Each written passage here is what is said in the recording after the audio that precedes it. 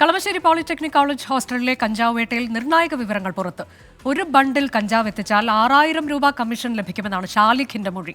കഞ്ചാവ് ഹോസ്റ്റലിൽ എത്തുന്ന വിവരം ഭൂരിപക്ഷം വിദ്യാർത്ഥികൾക്കും അറിയാമായിരുന്നു.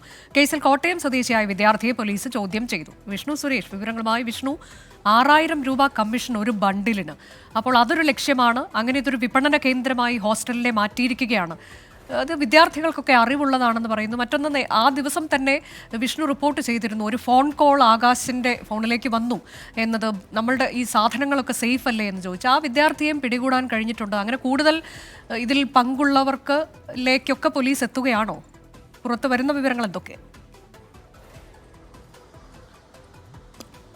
അനുജ, ഈ കളമശ്ശേരി പോളിടെക്നിക്കിലെ ലഹരിവേട്ടയുമായി ബന്ധപ്പെട്ട് ഞെട്ടിക്കുന്ന വിവരങ്ങളാണ് ഓരോ ദിവസവും പുറത്തു വരുന്നത്. അതിലേറ്റവും പ്രധാനപ്പെട്ടത് കഴിഞ്ഞ ദിവസം പിടിയിലായ ഷാലിക്ക് പോലീസിനോട് പറഞ്ഞ ചില കാര്യങ്ങളാണ്. 18000 രൂപക്കാണ് ഷാലിക്ക് ഒരു ബണ്ടിൽ കഞ്ചാവ് ഇതര സംസ്ഥാനക്കാരിൽ നിന്ന് വാങ്ങുന്നത്. അത് 24000 രൂപയ്ക്ക് ഈ ഹോസ്റ്റലിലേക്ക് നൽകുന്നു. അതിൽ 6000 രൂപയാണ് തനിക്ക് ലാഭമായി ലഭിക്കുന്നതെന്ന് ഷാലിക്ക് പറഞ്ഞിട്ടുണ്ട്. ഒപ്പം ഈ ഹോസ്റ്റലിൽ നിന്ന് കൊച്ചിയിലെ തന്നെ വിവിധ ക്യാമ്പസുകളിലേക്ക് ഇത്തരത്തിൽ ലഹരി എത്തിച്ചിട്ടുണ്ടെന്നൊരു മൊഴിയും നൽകിയിട്ടുണ്ട്.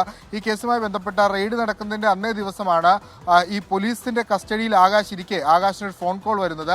ആ സാധനങ്ങളെല്ലാം സേഫ് അല്ലേ എന്നായിരുന്നു ആ ഫോൺ കോളിന്റെ മറുതലക്കൽ നിന്ന് ചോദിച്ചത്. ആ വിദ്യാർത്ഥിയെ പോലീസ് കഴിഞ്ഞ ദിവസം ട്രേസ് ചെയ്ത് ചോദ്യം ചെയ്തിരുന്നു. പക്ഷേ ഈ കേസുമായി കണക്ട് ചെയ്യുന്ന തെളിവുകളൊന്നും ലഭിച്ചിട്ടില്ല.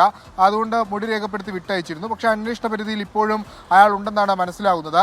ഈ പോളിടെക്നിക്കിലെ കഞ്ചാവ് വേട്ടയുമായി ബന്ധപ്പെട്ട് ഇനി പിടിയിലാകാനുള്ളത് ഈ വിദ്യാർത്ഥികൾക്ക് കഞ്ചാവ് നൽകുന്ന ഡ്രഗ് ഡീലർ എന്ന് വിശേഷിപ്പിക്കാവുന്ന ഇതര സംസ്ഥാനക്കാരനാണ്. അയാളുടെ മൊബൈൽ ഫോൺ സ്വിച്ച് ഓഫ് ആണ്.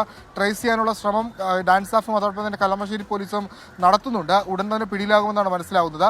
ഈ പോളിടെക്നിക് ഹോസ്റ്റലിലെ മറ്റ് വിദ്യാർത്ഥികളെ കേന്ദ്രീകരിച്ചും അന്വേഷണം നടക്കുന്നു. പ്രത്യേകിച്ച് ഈ അനുരാജിന്റെ ഗൂഗിൾ പേയിലേക്ക് പണം കൈമാറിയ ചില വിദ്യാർത്ഥികളെയൊക്കെ ഐഡന്റിഫൈ ചെയ്തിട്ടുണ്ട്. അവരുടെ മൊഴി രേഖപ്പെടുത്താനാണ് തീരുമാനം. കൃത്യമായ തെളിവിന്റെ അടിസ്ഥാനത്തിൽ മാത്രം വിദ്യാർത്ഥികളെ പ്രതിയാക്കിയാൽ മതി എന്നൊരു തീരുമാനത്തിലാണ് അന്വേഷണ സംഘമുള്ളത്. അതുകൊണ്ടാണ് എടുപിടി എന്നൊരു അറസ്റ്റിലേക്ക് പോകാത്തത്. എല്ലാവരെയും കസ്റ്റഡിയിൽ വാങ്ങി ചോദ്യമൊക്കെ ചെയ്ത് മൊഴിയൊക്കെ എടുത്ത ശേഷമായിരിക്കും തുടർ നടപടിയിലേക്ക് പോകുക. കൂടുതൽ അറസ്റ്റുകൾ ഉണ്ടാകുമെന്ന് അന്വേഷണ സംഘം വ്യക്തമാക്കാനുണ്ട്. ഇനി പിടിയിൽ ആകാനുള്ളത് ഈ ഇതര സംസ്ഥാനക്കാരനാണ്. അനുജ, അതിലൊരൊറ്റയാൾ മാത്രമാണോ ഡീലർ എന്ന സ്ഥാനത്തുള്ളതെന്നാണോ പോലീസിന് ലഭിച്ച വിവരം?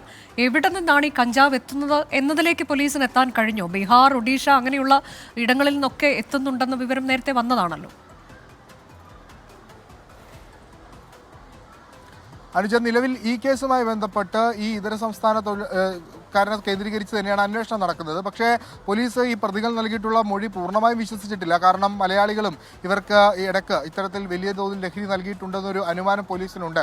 അതുകൊണ്ട് ഇതര സംസ്ഥാനക്കാരനിലേക്ക് മാത്രം അന്വേഷണം ചുരുങ്ങാനുള്ള സാധ്യതയില്ല. ഈ ഹോസ്റ്റലിലേക്ക് മുൻപ് കഞ്ചാവ് എത്തിച്ചിട്ടുള്ള ആളുകളുടെയൊക്കെ പട്ടിക സമാഹരിച്ച് അതുമായി ബന്ധപ്പെട്ട വിശദമായ അന്വേഷണം നടത്താനാണ് തീരുമാനം. മലയാളികളും ഉണ്ട് എന്നൊരു സംശയം പോലീസിനുണ്ട്. അതുകൊണ്ട് ആ മേഖല കേന്ദ്രീകരിച്ചും അന്വേഷണം ഉണ്ടാകും. ഇപ്പോൾ ഈ കേസുമായി ബന്ധപ്പെട്ട് ഏറ്റവും പ്രധാനിയെന്ന് അല്ലെങ്കിൽ ഈ ഡ്രഗ് ഡീലർ എന്ന് വിശേഷിപ്പിക്കാവുന്നത് ഈ ആലുവയിൽ താമസിക്കുന്ന ആൾ തന്നെയാണ്. അയാളെ ഐഡന്റിഫൈ ചെയ്തിട്ടുണ്ട്. പക്ഷേ അയാളിലേക്ക് എത്താനായിട്ടില്ല.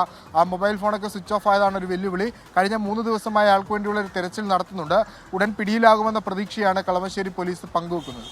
ശരി, കളമശ്ശേരി പോളിടെക്നിക് കോളേജ് ഹോസ്റ്റലിലെ കഞ്ചാവ് വേട്ടയുമായി ബന്ധപ്പെട്ട കൂടുതൽ വിവരങ്ങളാണ് പുറത്തു വരുന്നത്. ഒരു ബണ്ടിലിന് 6000 രൂപ കമ്മീഷൻ കിട്ടുമെന്നാണ് ഈ വിദ്യാർത്ഥി പോലീസിനോട് പറഞ്ഞിട്ടുള്ളത്. 18000 രൂപയ്ക്ക് താൻ വാങ്ങുന്നത് 24000 രൂപയ്ക്ക് വിൽക്കുന്നു എന്നതാണ്. ഇത് കൂടുതൽ പേരിലേക്ക് അന്വേഷണം നീളുന്നു. ഡീലർ ആര് എന്നതിലേക്കും പോലീസിന്റെ അന്വേഷണം നീളുകയാണ്.